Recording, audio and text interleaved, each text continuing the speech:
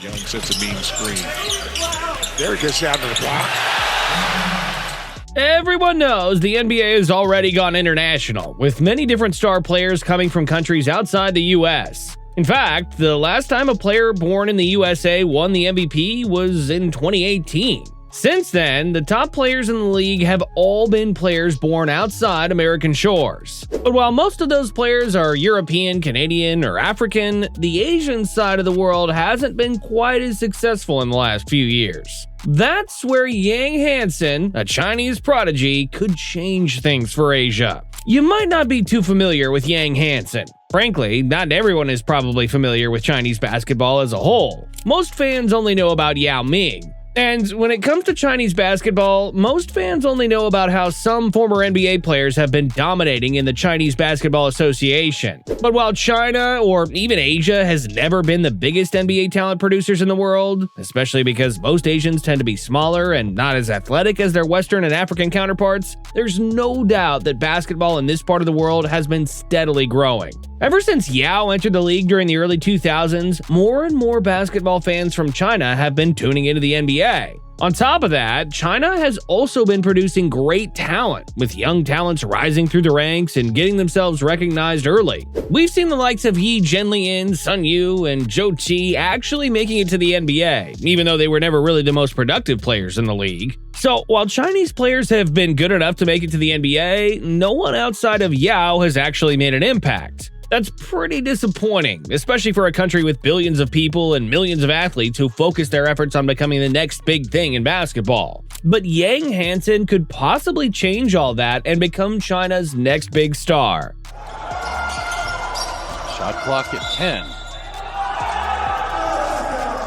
Unlike some international prospects who started playing basketball late, Yang played it very early in his life. As a third-grade student, he was already a member of the basketball club for training. Eventually, he decided to focus entirely on basketball, joining Zibo Sports School to hone his talents as an athlete. In no time at all, at just 15 years old, he was already a member of the Qingdao Goshen Haitians Club's youth training system. Basically, he progressed quite early, especially because he was bigger, taller, and more skilled than most of his peers. Amazingly, Yang was already a capable defensive player early in his career. While most young prospects tend to focus more on the offensive end, he rose to elite levels as a defender faster than he did as a scorer. When his team won the Under-17 National Championships in 2021, he was named the best defensive player. A year later, his offense caught up with his defense. Yang went on to defend the Under-17 championship and was named the most valuable player of the tournament. The sky was the limit for this young Chinese prodigy. Shortly after dominating the Under-17 ranks as one of China's brightest young prospects, Yang made a smooth transition to the professional ranks at just 18 years old. He was a rookie when he joined the Qingdao Eagles in 2023, instantly becoming a starter and one of the team's best players. He made his debut on October 23, 2023, and went on to have a stellar rookie year that saw him make the All-Star game at 18 years of age. 围着绕，这是强队上一个赛季经常打的战术。好球！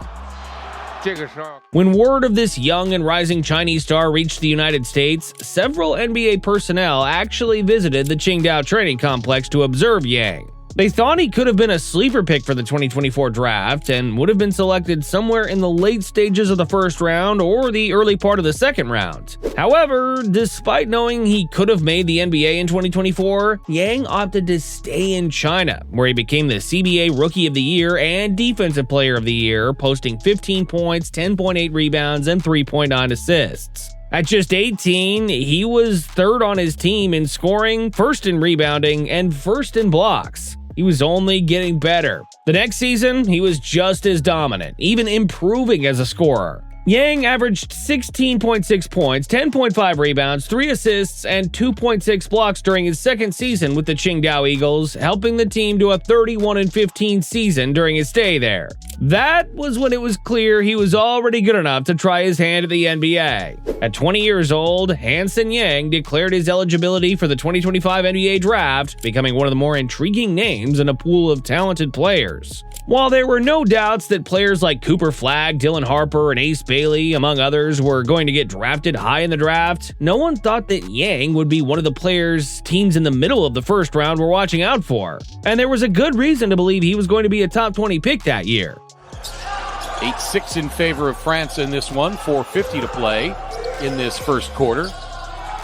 From what he showed in China, he was a true center capable of some of the things old school big men did. He was listed at 7'1" in China, but was measured 7 feet and 250 pounds in the NBA measurements. At that size, he knew how to properly utilize his body. He was a master at positioning himself close to the basket and finding ways to seal his defender to get the best position possible. Once he establishes his position, he is already adept at using a good combination of post moves. Yang isn't just a big body. Some players tend to overuse their size by simply powering their way to get a good shot. But in Yang's case, he was already showing advanced post moves, using fakes, counters, and smooth footwork to get a good shot inside the paint. Basically, if he gets a deep position inside the post, he's hard to stop, even for strong and athletic NBA players. For a very young and inexperienced big man, Yang could also pass the ball well. He averaged 3.9 assists during his rookie year in China because he was actively seeking cutters and open shooters when defenses converged on him inside the paint.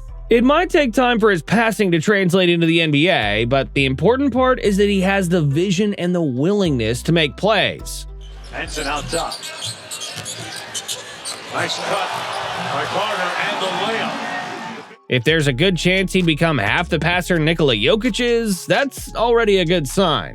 Then there's his defense. Yang was already an elite rim protector and rebounder in China, even out-rebounding the more athletic American players playing in the CBA. He has a good understanding of how to use verticality and length to bother shots in the paint. And that's a good thing for a team that wants to have a steady big man who can do his job as a defender and rebounder. That's why there weren't a lot of people wondering why the Portland Trail Blazers chose Hansen Yang with the 16th overall pick in 2025. They knew they weren't going to be keeping DeAndre Ayton. That means they were eventually going to be using Donovan Clingan more at center.